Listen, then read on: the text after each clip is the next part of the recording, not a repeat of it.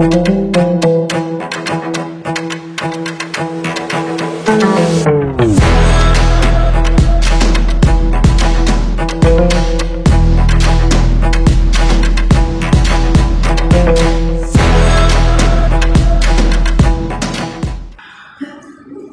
wassalatu wassalamu ala Rasulillah wa ala alihi wa sahbihi wa mawalah wa la hawla wa la quwata illa billahi wa ba'du. Tak lupa salawat dan juga salam tahdiahkan kepada Rasul kita Nabi besar Muhammad sallallahu alaihi wasallam.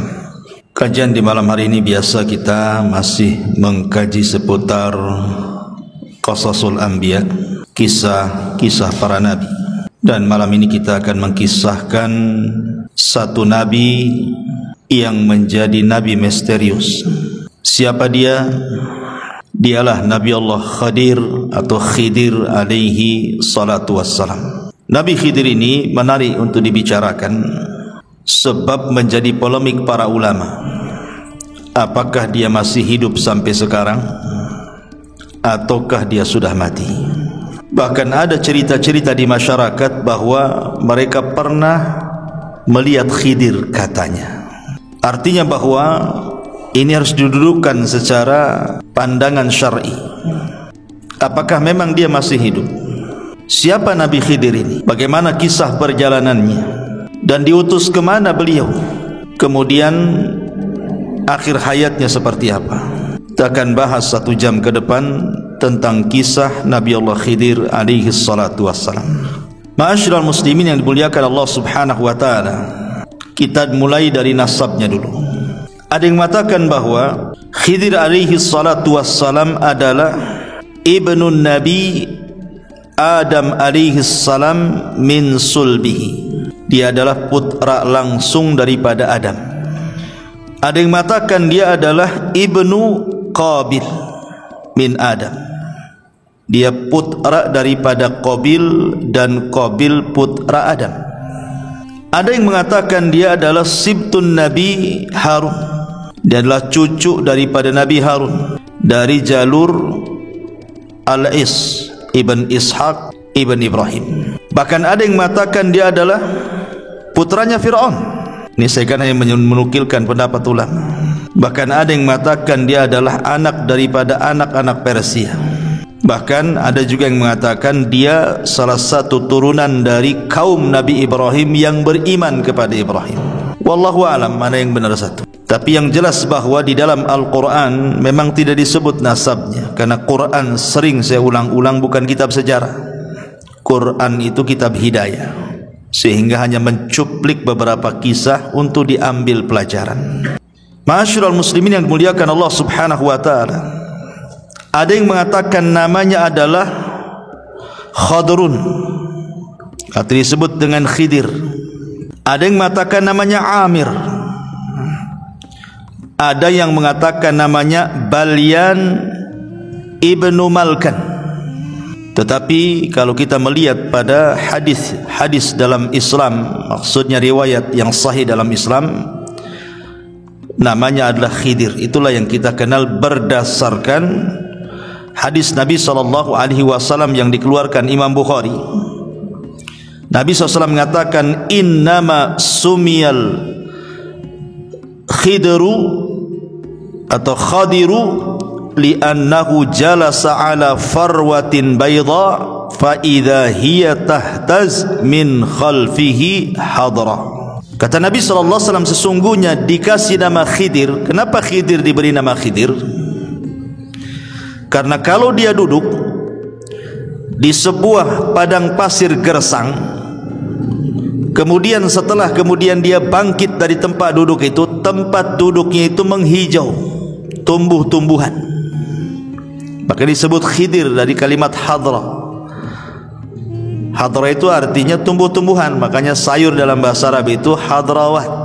Dan itu salah satu mukjizat Nabi Khidir adalah ketika dia duduk di tempat gersang, bekas tempat duduknya itu tumbuh rumput, menghijau semuanya. Ma'asyiral muslimin yang dimuliakan Allah subhanahu wa ta'ala, menjadi perselisihan ulama. apakah Khidir ini seorang rasul? Apakah Khidir ini seorang nabi? Apakah Khidir ini seorang wali? Ataukah dia hanya rajul saleh, orang saleh saja? Atau dia malaikat? Pendapat yang pertama mengatakan bahwa Khidir itu bukan hanya seorang nabi tapi juga rasul. Berdalil dengan nanti dalam surah Al-Kahfi yang kita akan bahas. Karena Khidir ini diberikan rahmat, karunia rahmat dan juga ilmu, menunjukkan bahwa rahmat dan ilmu itu tidak diberikan kepada tidak diberikan kecuali kepada seorang nabi dan rasul. Tapi ada juga yang mengatakan, dan ini pendapat yang kuat wallahu alam, jumhurul ulama, mayoritas ulama mengatakan Khidir itu nabi, tapi tidak sampai ke level rasul. Karena setiap rasul itu nabi, tapi setiap nabi belum tentu rasul.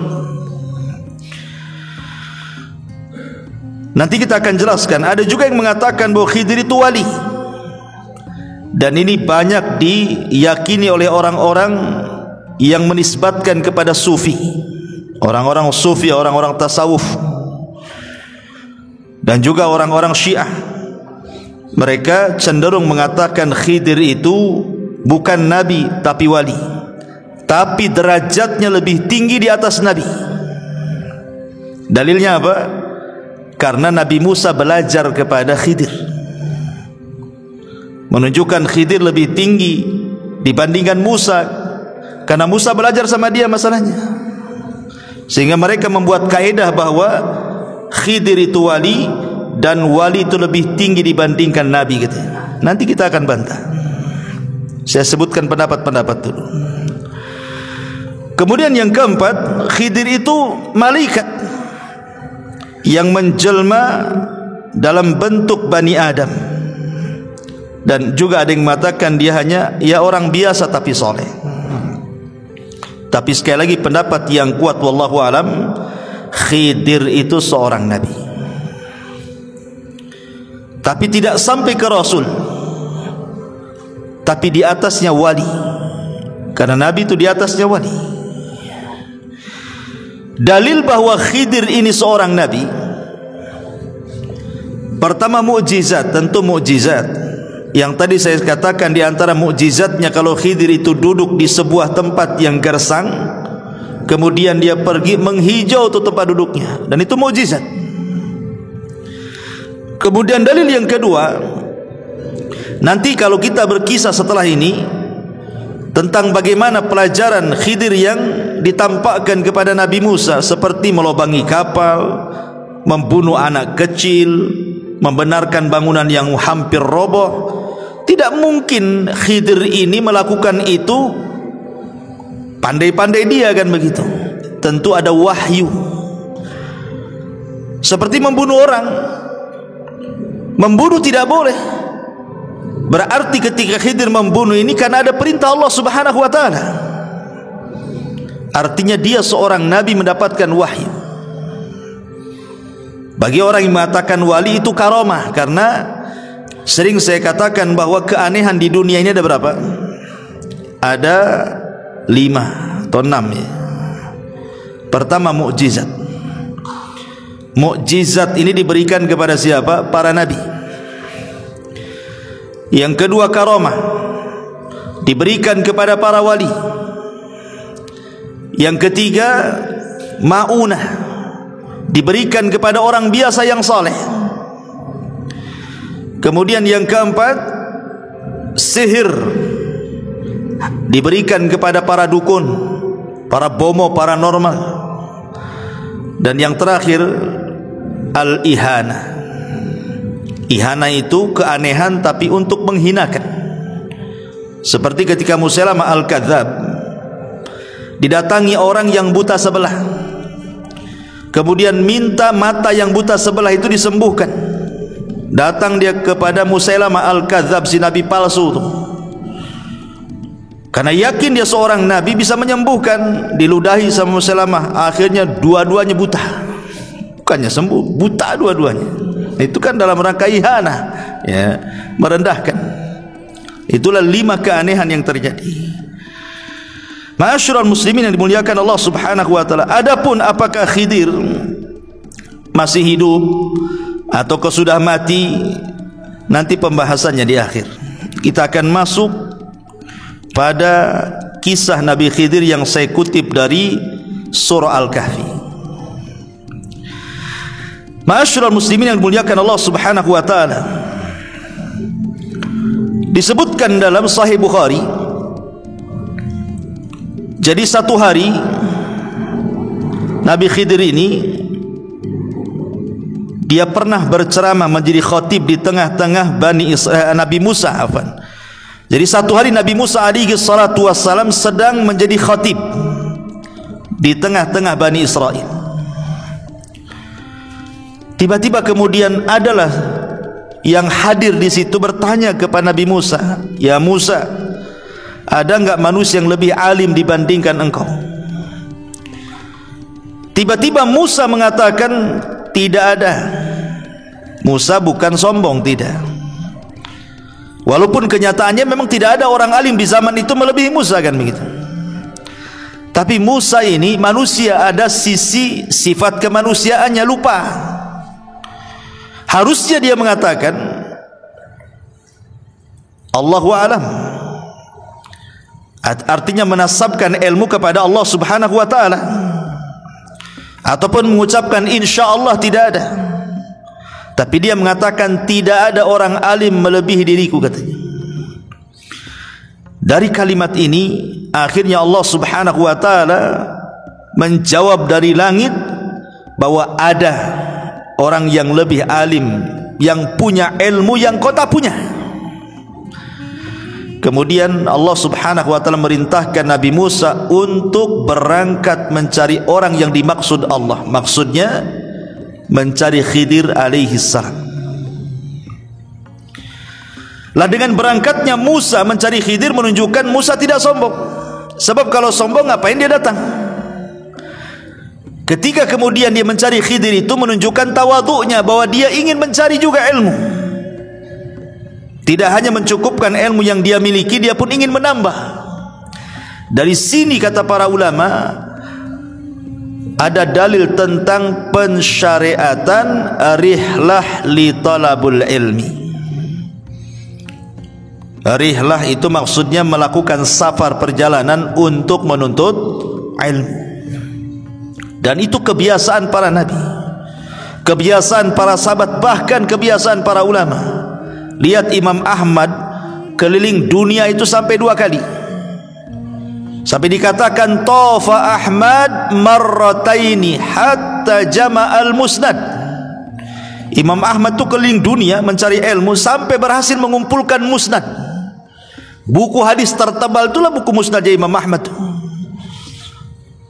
Entah berapa ribu hadis yang dicatat oleh Imam Ahmad dalam musnadnya itu. Imam Bukhari, Imam Muslim, Abi Dawud, Tirmidzi, seluruh para ulama mereka rihlah dari satu negara ke negara berikutnya. Bahkan sebelum mereka juga para sahabat, contoh saja umpamanya Jabir bin Abdullah radhiyallahu anhu, itu tinggal di kota Madinah.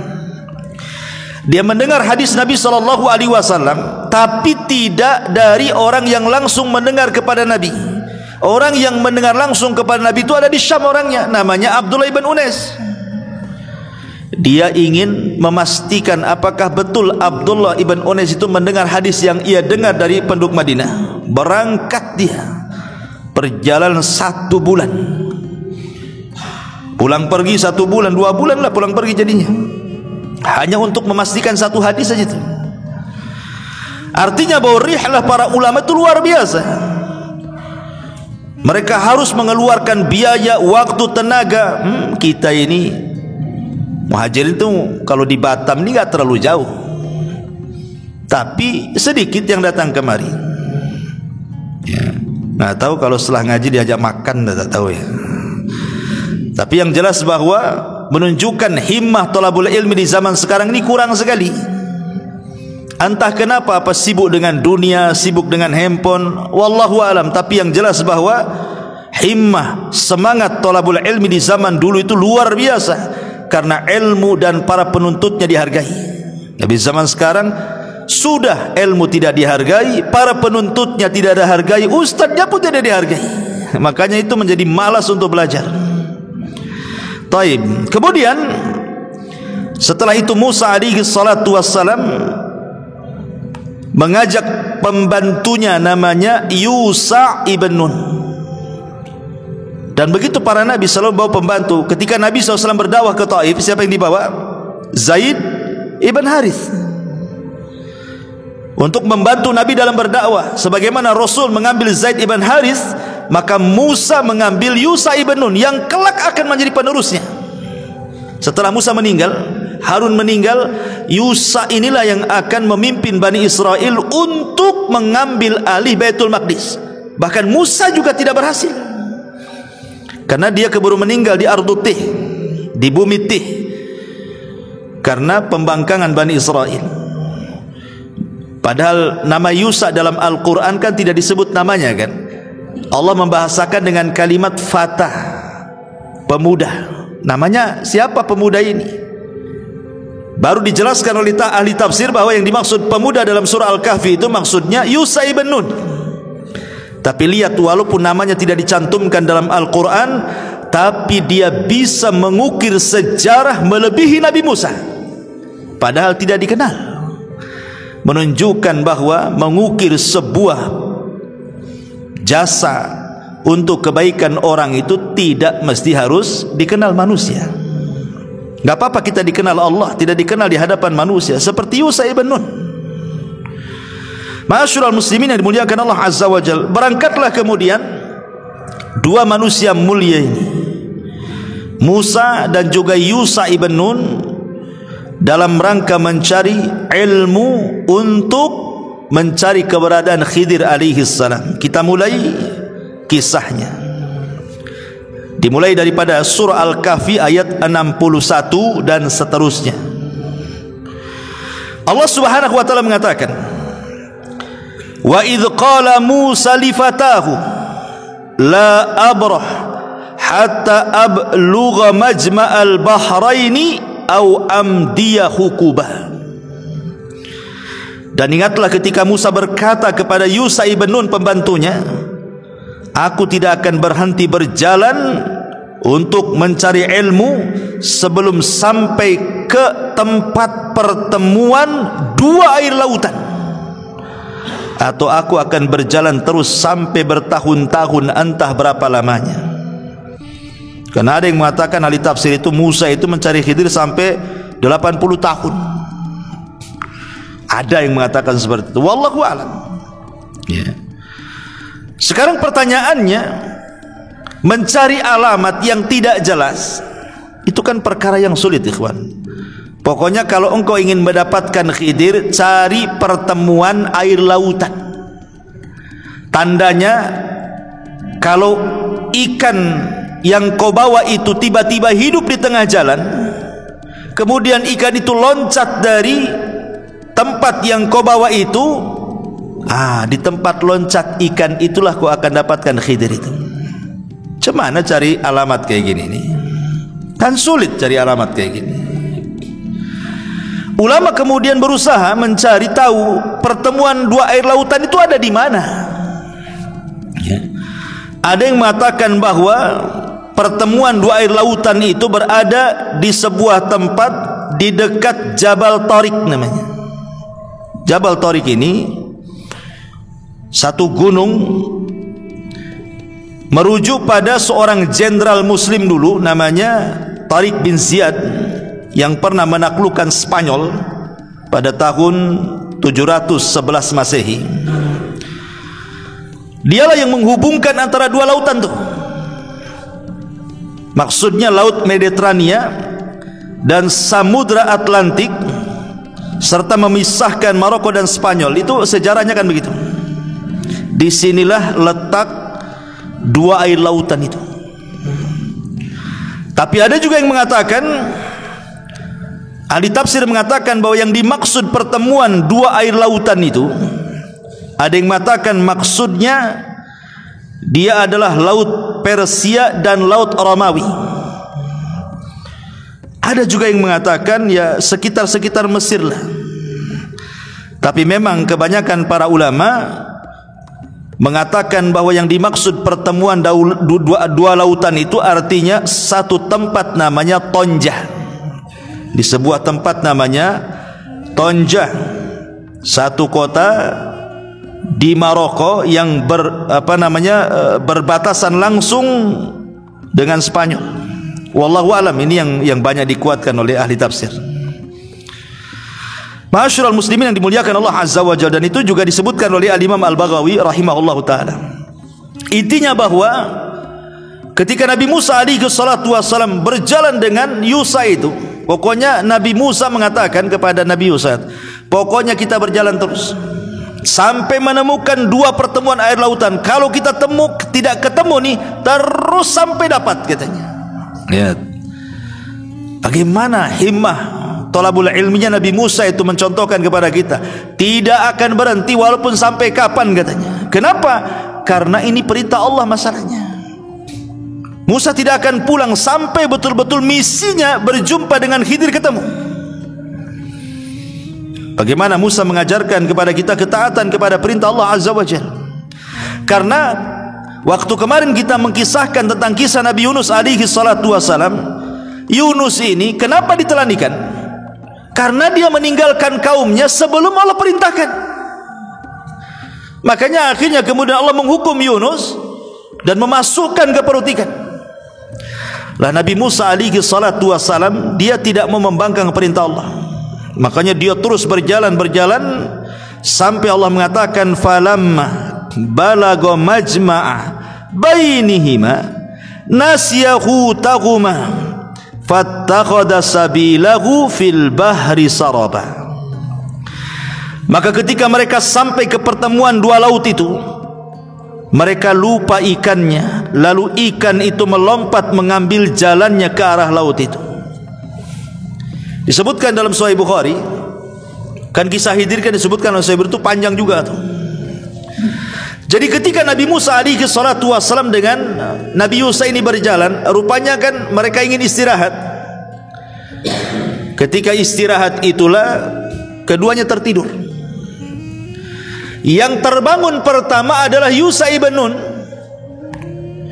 Kemudian Yusa ibn Nun melihat keanehan. Kenapa? Karena ikan yang sudah dibakar itu, mungkin ikan asin lah, semacam ikan asin itu, ikan mati, ikan siap santap sebenarnya. Karena Musa itu kan memang anak Mesir ya, biasa makan ikan di sana.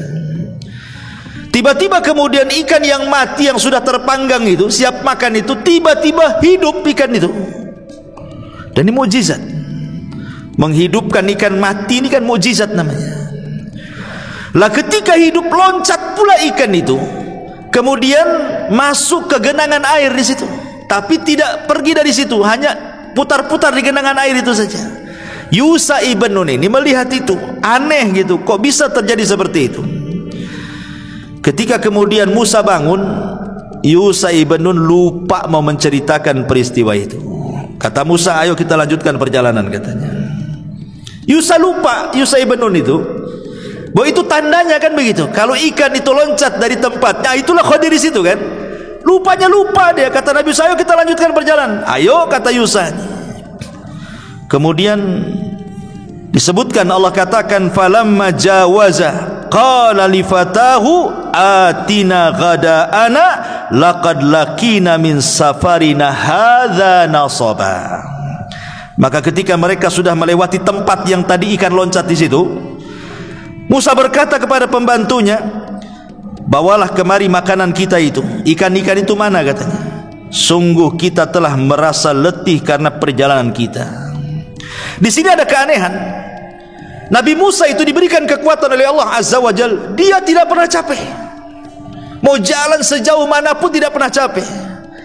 Tetapi kali ini dia merasakan kepenatan yang luar biasa. Kok capek kali?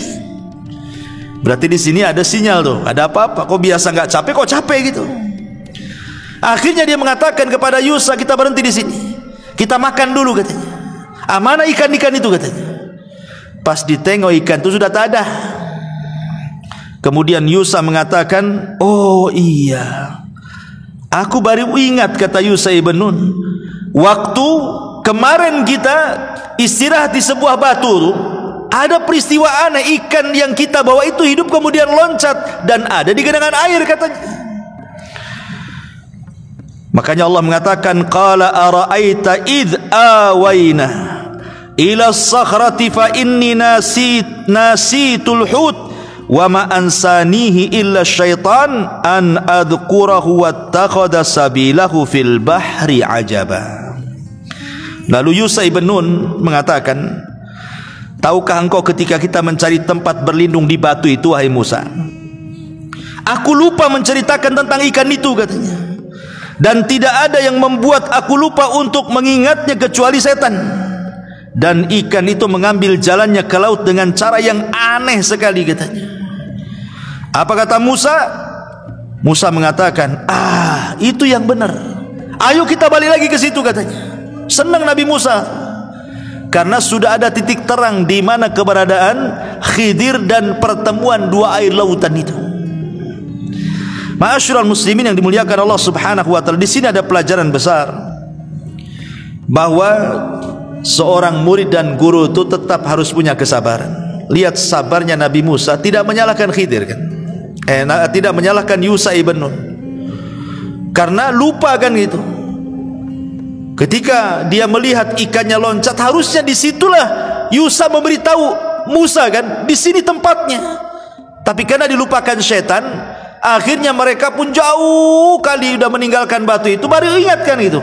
Tapi Musa tak marah. Ini menunjukkan bahwa seorang murabbi, seorang muallim, seorang guru, seorang pendidik harus punya kesabaran kepada anak didiknya. Seperti Musa alaihi salatu wassalam di sini. Ma'asyiral muslimin yang dimuliakan Allah Subhanahu wa taala, ketika sampai di batu itu, tiba-tiba kemudian Musa dan Yusha ini melihat ada orang yang berbaju tebal, longgar, lebar, ya. Sebagaimana disebutkan dalam hadis Bukhari, falamma intahaya ila sakhrati idza rajulun musajjin bi thawbin. Kata Nabi SAW, ketika keduanya Yusha dan juga Musa ini sampai di batu itu, tiba-tiba ada seorang laki-laki yang menggunakan pakaian sangat longgar sekali. Fasallama Musa, maka Musa pun mengucapkan salam, assalamualaikum. Faqala Khidir, rupanya Khidir itu di depan dia. Khidir mengatakan, wa anna bi ardikas salam. Bagaimana cara mengucapkan salam di negerimu? Seolah-olah Khidir aneh gitu, kok ada mengucapkan salam di negeri dia, nggak ada orang mengucapkan salam tuh.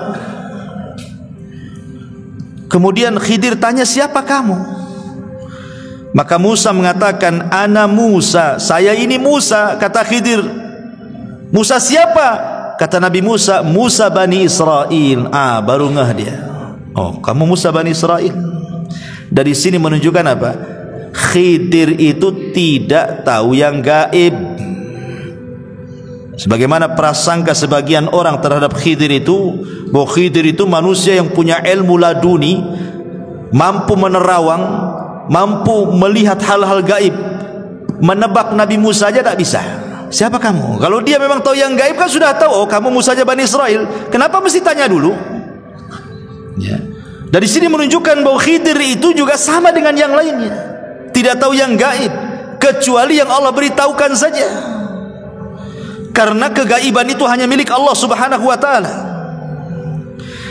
Lah dari sini setelah kemudian Musa betul-betul berjumpa dengan Khidir, maka Musa mengatakan, Allah katakan, qala lahu Musa, hal attabi'uka ala an tu'allimani mimma ullimta rusyda. Musa berkata, bolehkah aku mengikutimu agar engkau mengajarkan kepadaku ilmu yang benar yang telah diajarkan kepadamu untuk menjadi petunjuk bagiku, katanya. Di sini ada pelajaran adab. Seorang pelajar, seorang thalabatul ilmi, kalau hendak meminta ilmu kepada seorang guru ya harus beradab. Lihat Nabi Musa aja beradab. Padahal secara kedudukan Musa itu jauh di atas Khidir.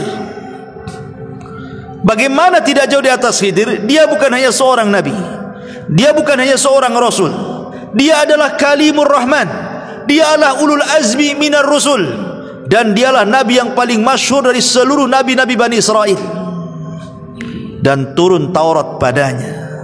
Khidir tidak ada kitab turun kepada dia, tapi karena Musa berhajat ingin mengambil ilmu Khidir, maka dia beradab,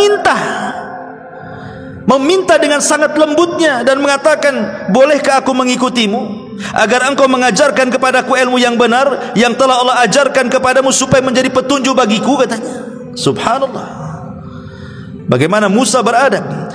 Dari sini kata para ulama, la yambulu ar-rajulu,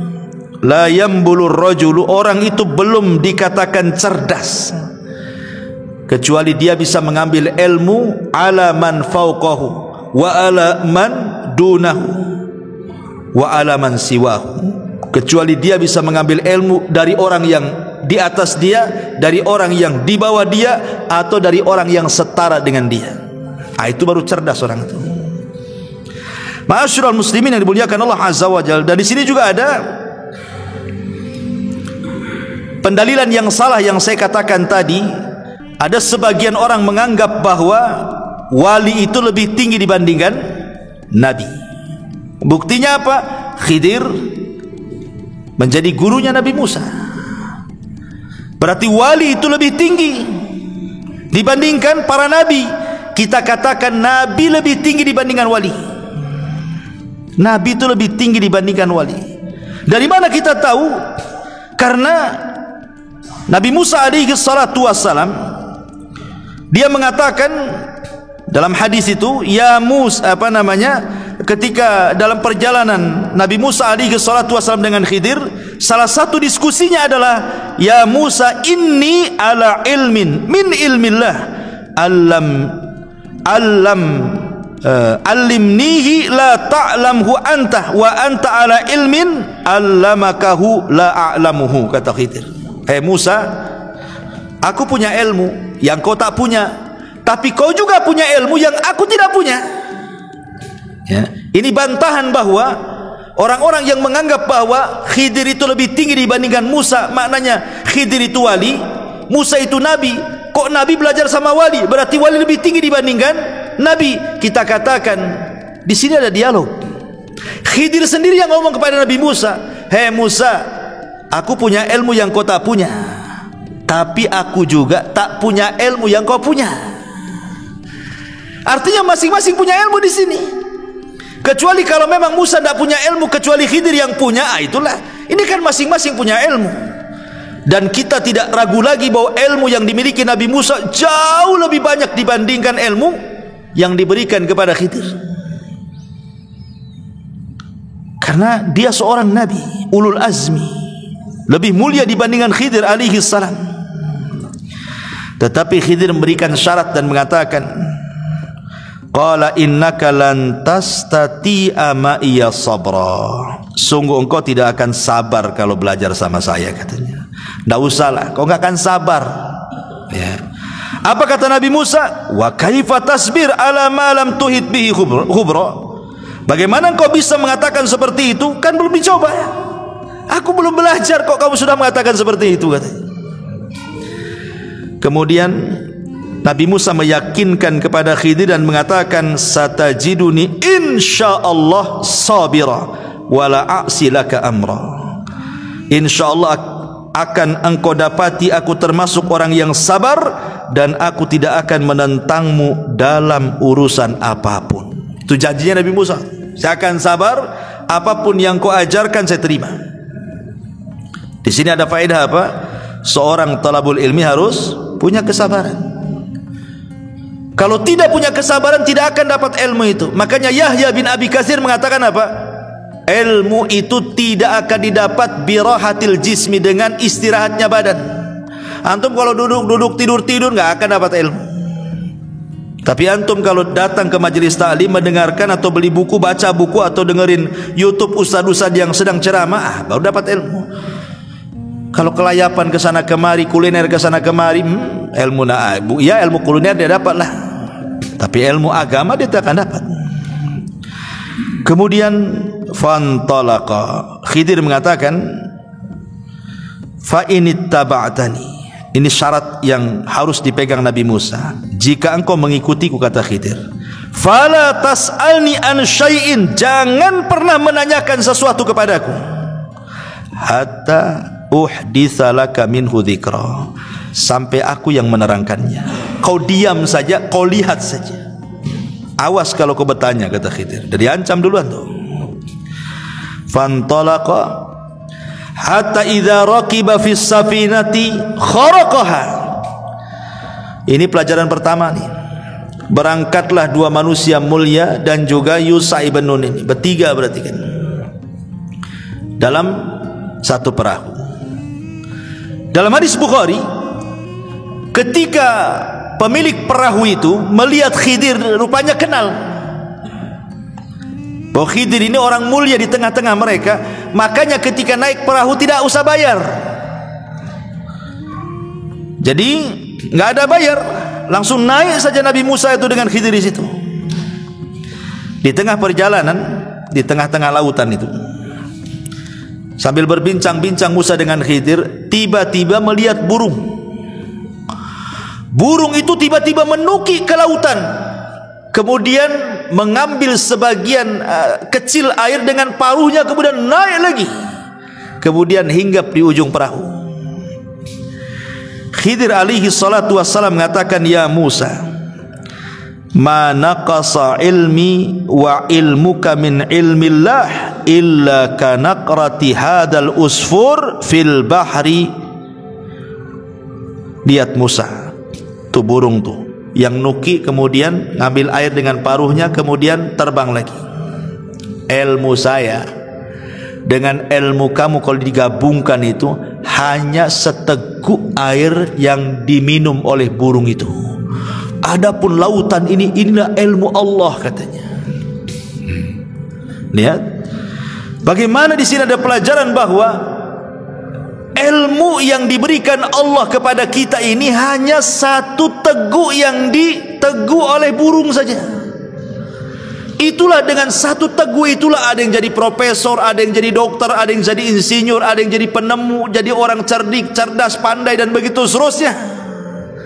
Hanya setitiklah ilmu Allah yang Allah berikan kepada kita itu. Lebihnya lautan itu ilmu Allah. Di sini ada pelajaran, jangan sombong. Satu jengkal di bawah kaki aja kita nggak tahu apa isinya. Tiba-tiba kemudian sombong pula dengan di hadapan Allah Azza wa Jal, takabur dengan pengetahuannya, dengan kekayaan, dengan jabatannya. Siapa anda? Ilmu yang anda miliki itu bagian dari ilmu yang setetes yang diteguk burung itu. Ya.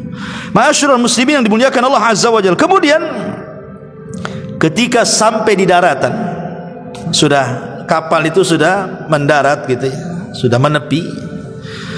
Tiba-tiba Nabi Khidir alaihi salatu wassalam merusak kapal itu dengan cara apa? Menyobek satu papan. Ditarik satu papan itu, ya secara otomatis tiba-tiba kapal itu tenggelam lah. Lah Musa masih di situ, Khidir masih di situ, yang punya perahu masih di situ. Apa kata Nabi Musa alaihi salatu wassalam? Qala akharaqtaha litughriqa ahlaha laqad ji'ta syai'an amra. Kata Nabi Musa, sungguh engkau telah berbuat sesuatu yang salah besar, wahai Khidir. Kenapa kau bolongi perahu ini, katanya? Apakah kau akan menenggelamkan pemiliknya? Padahal dia di sana juga. Musa tidak mengatakan apakah kau akan menenggelamkan kapalnya, tidak, tapi apakah kau akan menenggelamkan pemiliknya. Nabi Musa mendahulukan jiwa orang tuh, bukan perahunya tapi jiwanya. Yang kedua, Nabi Musa berpikir, ini orang nggak tahu baik budi ini, udah dikasih tumpangan gratis, nggak bayar lagi, tiba-tiba kemudian sudah sampai dibolongi, dirusak pula kapal itu. Mana syukurnya? Seolah ngomong begitu itu Nabi Musa kepada Khidir itu. Makanya dia agak emosi kan, karena Nabi Musa ini pantang melihat sebuah kemungkaran itu. Musa lupa perjanjian di awal kan. Apa perjanjiannya? Jangan tanya. Jangan tanya ya. Kalau kau tanya, jangan belajar. Itu kan perjanjiannya. Tapi spontanitas, karena melihat kemungkaran, lupa diri dia. Akhirnya dia mengatakan, ini apa-apaan ini, katanya. Makanya kemudian Khidir mengatakan, alam akul innaka lan tastati'a ma'iya sabra. Kata Khidir, bukankah sudah kukatakan engkau tidak akan sabar kalau belajar kepada aku, katanya. Buktinya nih baru satu pelajaran udah sibuk kau. Akhirnya Musa berjanji dan mengatakan, qala la tu'akhidni bima nasid wa la turhikuni min amri usra. Kata Nabi Musa, janganlah engkau menghukum aku karena kelupaanku, dan jangan pula engkau membebani aku dengan sesuatu yang sulit dalam urusanku. Janganlah ngajari yang aneh-aneh, katanya. Tapi memang lupa saya tadi. Kalau saya ingat mungkin saya nggak akan ngomong, katanya.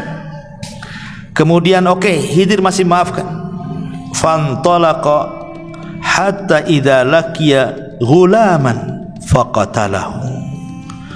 Ketika kemudian mereka sudah ke daratan, berjalan sebentar, nampaklah anak-anak sedang main. Rupanya ada anak yang paling ganteng, yang paling baik, pokoknya yang paling ganteng dari semua anak-anak kecil itu. Khidir datang ke tempat itu, diambil pula anak itu. Kemudian diambilkan batu. Kemudian batu itu dalam riwayat Bukhari dibenturkan ke kepalanya. Tidak cukup sampai itu, dipisahkan kepala sama badannya.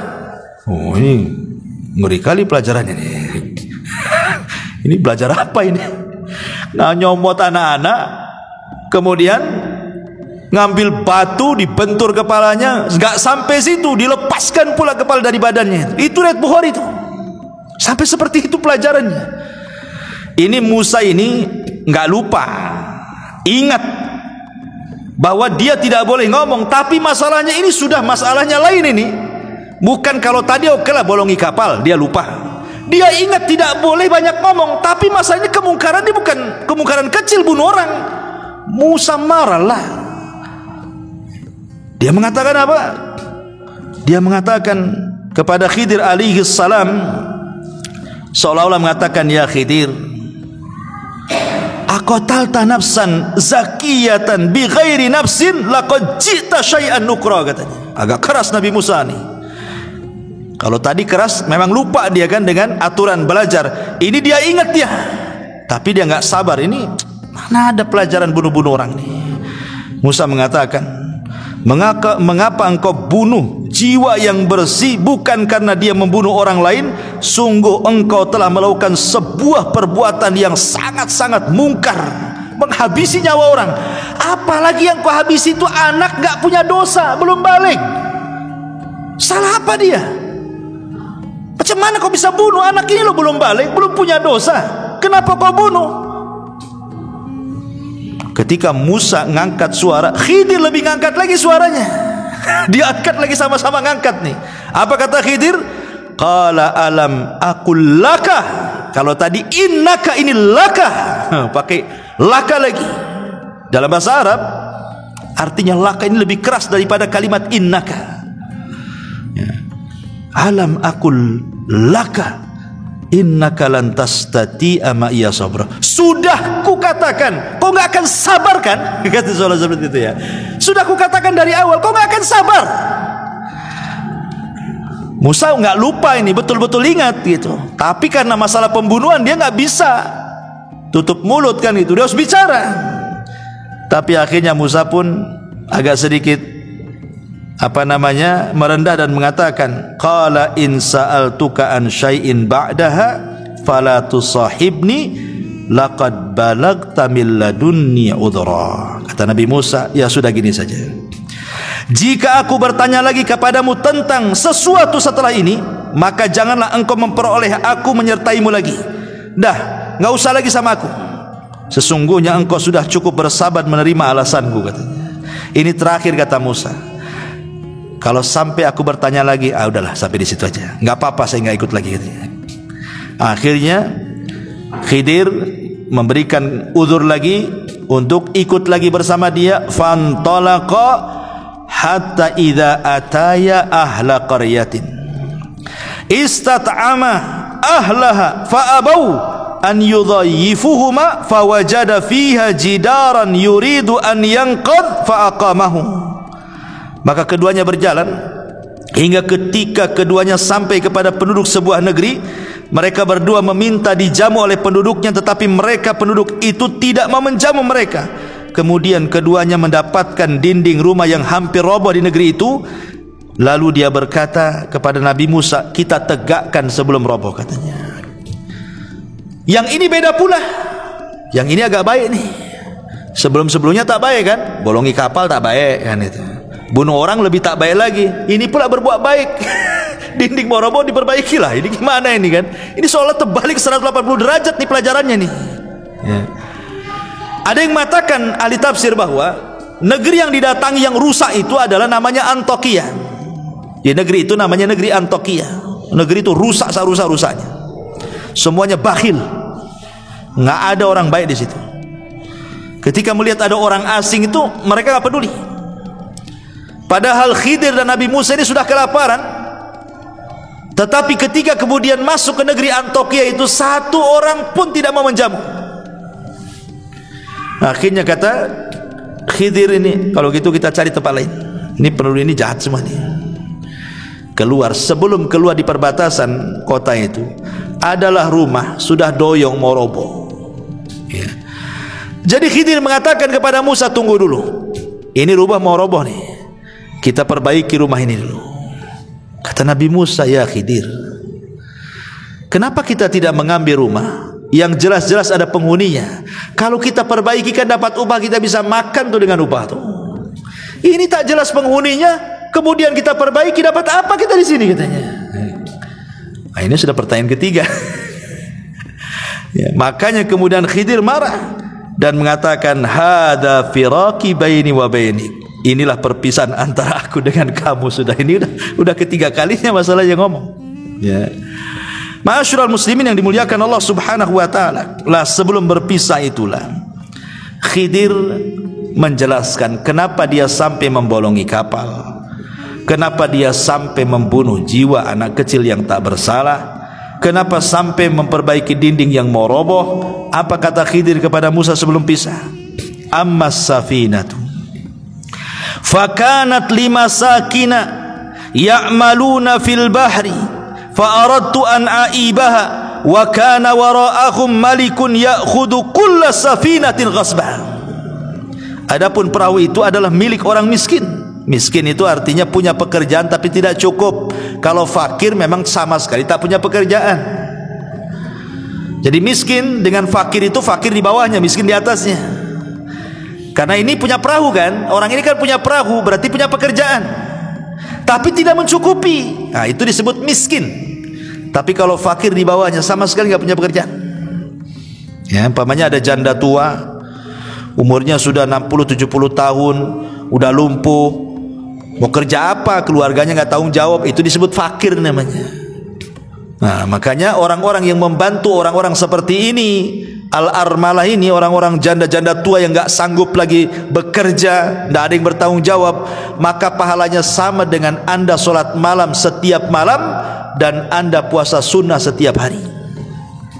Ya, karena orang fakir yang dibantu oleh kita. Kalau miskin di atas itu masih punya pekerjaan seperti orang ini punya perahu, ya, tapi tidak mencukupi. Lah, Khidir mengatakan, adapun perahu itu milik orang miskin yang bekerja di laut. Aku bermaksud merusaknya karena di hadapan mereka ada seorang raja yang suka merampas setiap perahu yang bagus. Jadi Khidir ingin mengatakan, aku loh tidak merusak parah, hanya membeset kayu supaya dia tenggelam. Kalau seandainya dia mau pakai perahu lagi kan tinggal diangkat, diperbaiki sebentar aja udah bisa itu. Sebab kalau seandainya itu perahu itu nampak cantik, nampak bagus, nanti digosok, diambil, dicuri, dirampok sama penguasa sini. Penguasa sini jahat-jahat. Dari sini ada kaidah ikhwatu fiddin muliakan Allah Subhanahu wa taala, bahwa boleh kita melakukan kemadharatan kecil untuk mendapatkan kemaslahatan besar. Membolongi kapal ini kan kecil karena bisa diperbaiki lagi nanti. Tapi kalau tidak dibolongi, diambil lagi kan madharatnya lebih besar tuh. Berarti maslahatnya jauh lebih besar supaya perahunya tidak diambil orang dan dia bisa bekerja lagi. Contohnya apa? Contohnya kalau antum sakit, punya gula umpamanya, diabetes.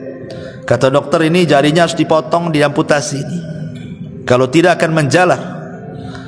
Memotong jari itu tidak boleh, karena jari ini bukan milik kita, milik Allah. Dari atas kepala sampai kaki itu milik Allah. Tidak boleh kita menyakiti badan kita sendiri. Tapi kalau seandainya kata dokter ini harus dipotong, diamputasi nih, kalau enggak nanti kemana-mana itu virusnya, berarti kita memotong itu sebenarnya salah, tidak boleh. Tapi karena ada maslahat besar, kalau tidak dipotong mati, berarti boleh memotong jari untuk kemaslahatan yang lebih besar, hidup dia gitu maksudnya. Nah, itulah namanya kaidah melakukan madarat kecil untuk mendapatkan maslahat besar. Ya, dan ini kaidah ini ma'ruf, bisa dipakai di mana-mana. Kemudian dia mengatakan, wa ammal ghulam fakana abawahu mu'minaini fakhashina an yuhrikahuma tughyanan wa kufra. Adapun anak yang ganteng yang saya ambil, yang saya pukul dengan batu dan saya pisahkan lehernya itu, dia itu punya orang tua, orang tuanya soleh, orang tuanya baik. Aku takut kalau dia besar, anak ini jadi kufur, jadi jahat, durhaka, akhirnya mengganggu agama kedua orang tuanya. Makanya kubunuh sebelum dia besar. Ini kan tidak mungkin Khidir melakukannya kecuali karena wahyu. Tidak bisa antum main-main, anak pengenlah jadi Khidir. Tengokin anak-anak yang lagi main-main tuh, siapa yang paling nakal, antum ambil tusuk pakai pisau. Kenapa Ustaz? Kenapa kau tusuk tuh? Nampak kecil-kecil dan nakal tuh, nanti udah besar apa kurang ajar katanya. Ini tidak bisa kita lakukan seperti Khidir, karena kita tidak dapat wahyu. Khidir ini melakukan karena wahyu. Dan ini juga ada dalil bahwa bagaimana Allah mengatakan wa asa an tuhibbu syai'an wa huwa syarrul lakum wa asa an takrahu syai'an wa huwa khairul lakum. Terkadang yang kita anggap baik buruk pula di sisi Allah. Terkadang apa yang kita anggap buruk baik pula di sisi Allah. Meninggalnya anak ini kan keburukan. Mana ada orang tua yang menginginkan anaknya mati? Enggak ada orang tua yang menghendaki anaknya mati kan? Wa asa an takrahu syai'a. Tapi terkadang apa yang kita anggap buruk ini menjadi kebaikan bagi dia di sisi Allah. Kalau tidak dibunuh sama Khidir, dia akan besar, bisa saja dia membunuh orang tuanya. Wa asa an takrahu syai'an wa yaj'alallahu fihi khairan katsira, kata Allah. Boleh jadi sesuatu yang Anda anggap buruk itu ada kebaikan yang banyak di situ. Ya. Ma'asyiral muslimin yang dimuliakan Allah Subhanahu wa taala, wa ammal jidar, yang ketiga. Adapun kenapa tadi saya memperbaiki dinding yang rumah yang mau roboh itu. Wa ammal jidar fakana li gulamaini yatimaini fil madinati wa kana tahtahu kanzun lahuma wa kana abuhuma salihan fa arada rabbuka an yablugha ashuddahuma wa yastakhrija kanzahuma rahmatan min rabbika wa ma fa'altuhu an amri dzalika ta'wilu ma lam tasti alaihi sabra. Kata Nabi Khidir kepada Musa, adapun dinding yang meroboh itu milik dua anak yatim. Tuh kakek buyutnya, ada yang mengatakan kakek buyut yang ke-9 atau yang keberapa, dulunya orang soleh. Kita jaga sekarang cicit cucutnya nih, karena di balik rumah itu ada harta karun. Sempat roboh rumah ini, kita tahulah ini orang-orang Antokia ini jahat-jahat. Kita aja masuk gak mau dikasih makan, tiba-tiba dapat harta karun. Orang bakhil itu jelas pasti akan datang mengambilnya. Makanya kita rawat hartanya supaya jadi warisan. Dari sini kata para ulama, kalau ingin baik anak-anak kita, maka baiklah kita. Kalau kita baik, orang tua baik, kita soleh, istri kita soleha, jangan khawatir tentang anak kita. Sekalipun kita meninggal, Allah akan utus malaikat merawat mereka. Lihat di sini, Allah utus Khidir dan Musa untuk merawat anak kecil kan. Maksudnya harta warisannya dirawat. Karena apa? Karena kakek buyutnya itu ada yang soleh tuh. Berarti menunjukkan bahwa kesolehan itu bisa ditularkan kepada anak cucunya walaupun dia sudah meninggal. Ya. Maka penting memberikan contoh kepada orang lain. Ya. Ini diantara takwil daripada Khidir kepada Musa alaihi salam, dan dia akhiri dengan mengatakan apa? Wa ma fa'altuhu an amri. Musa, aku tidak melakukan ini bukan karena pandai-pandai aku, tidak, tapi ini karena perintah Allah. Dari sini menunjukkan Khidir itu nabi, ya, karena bukan atas kehendak dia, tapi ada yang nyuruh. Siapa yang nyuruh? Allah Subhanahu wa taala. Inilah perkara yang kau tidak bisa sabar di situ. Kata Nabi sallallahu alaihi wasallam ketika menceritakan kisah Khidir dan Musa ini, disebutkan dalam hadis yang disepakati Bukhari Muslim, apa kata Rasul? Yarhamullahu Musa lawaridna law sabara hatta yaqussu alaina min amrihima. Semoga Allah merahmati Musa. Kalau seandainya Musa mau lebih sabar lagi, tentu akan banyak kisah-kisah yang luar biasa yang sampai kepada kita. Tapi Musa tak sabar, ya 3 itu sajalah yang sampai kepada kita, gitu maksudnya, ya.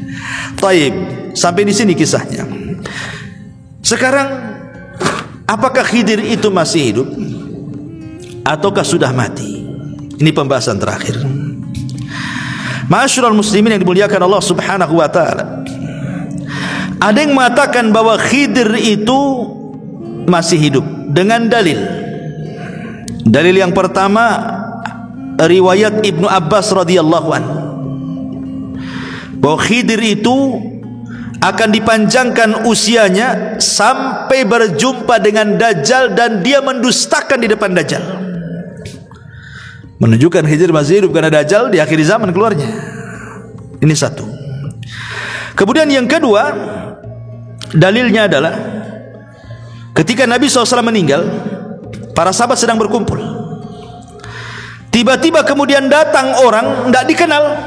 Orang itu baik, cara ngomongnya santun, bla bla bla bla, macam-macam. Maka para sahabat heran, siapa orang baik, bijak, ngomongnya enak tuh? Bertanyalah sahabat ini kepada Abu Bakar dan Ali radhiyallahu an. Maka Abu Bakar dan Ali mengatakan, bi anna hadza al-Khadir. Itu adalah Khadir, katanya. Berarti sepeninggal Rasul Khadir masih ada tuh. Karena Abu Bakar dan Ali mengatakan seperti itu. Kemudian dalil yang ketiga adalah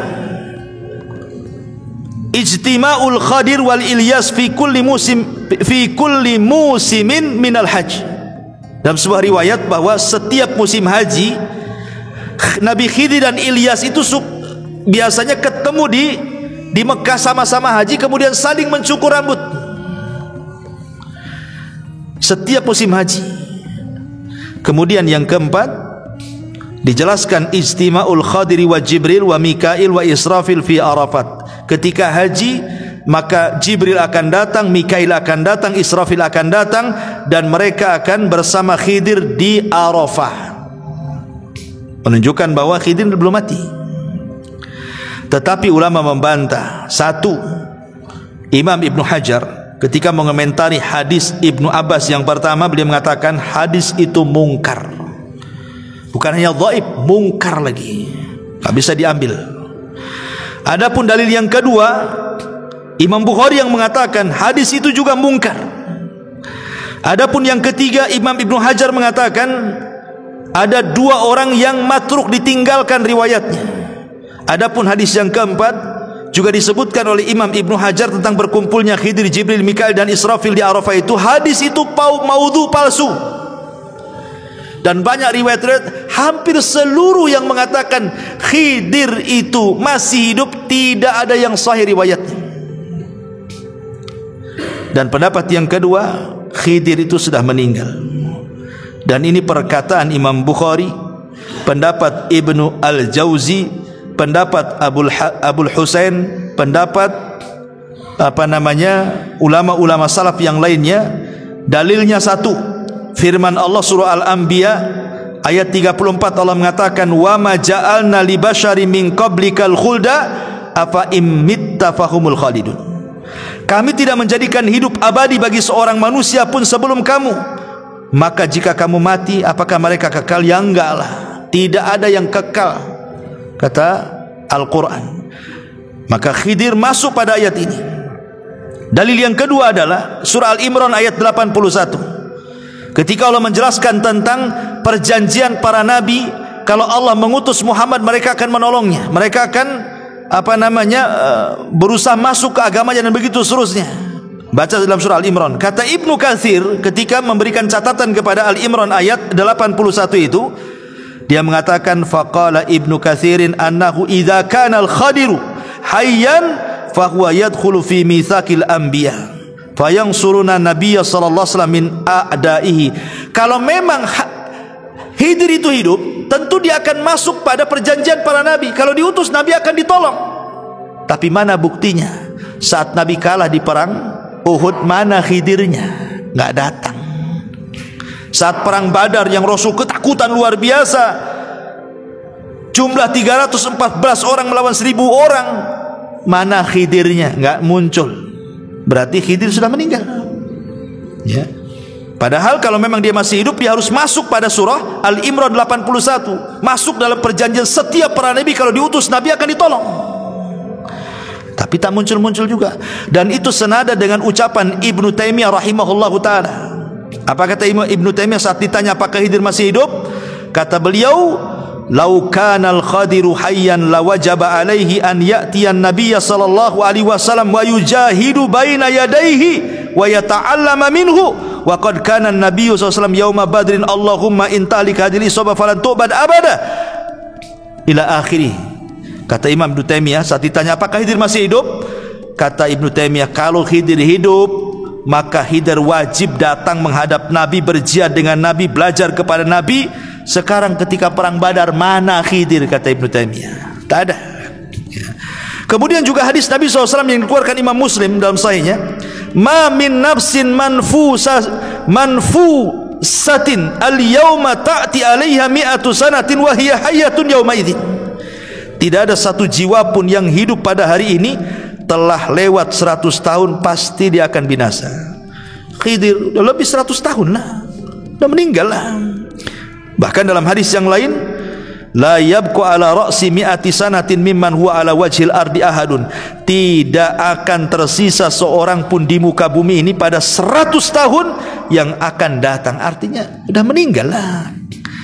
Ya, maka pendapat yang kuat wallahu alam, Khidir sudah meninggal. Bahkan Ibrahim Al-Harbi pernah bertanya kepada Imam Ahmad. Imam Ahmad ditanya soal apakah Khidir hidup ataukah mati. Imam Ahmad ditanya siapa? Oleh Ibrahim Al-Harbi. Apa kata Imam Ahmad? Man ahalla ala ghaibin lan yansab minhu wa ma alqa hada illa syaitan. Siapa yang menekuni masalah-masalah gaib klinik, dia tidak akan bisa bersikap proporsional dalam masalah ini. Tidak ada yang membisikkan berita itu kecuali setan, katanya. Itu tegas Imam Ahmad tuh. Kalau ada yang mengatakan Khidir hidup, kata Imam Ahmad, tidak ada yang membisikkan Khidir hidup kecuali setan. Itu Imam Ahmad yang ngomong begitu. Ya. Dari sini kita tahu bahwa Khidir sudah meninggal dunia. Wallahu a'lam bishawab. Subhanaka wa bihamdika asyhadu an la ilaha illa anta astaghfiruka wa atubu ilaik. Allahu ta'ala alam. Assalamualaikum warahmatullahi wabarakatuh.